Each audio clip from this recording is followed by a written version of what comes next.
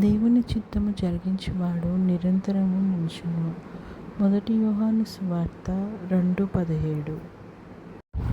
పరలోకమందున్న మా తండ్రి, నీ నామము పరిశుద్ధపరచబడును గాక, నీ రాజ్యము వచ్చును గాక, నీ చిత్తం పరలోకమందు నెరవేర్చున్నట్లు భూమి యందు నెరవేరును గాక.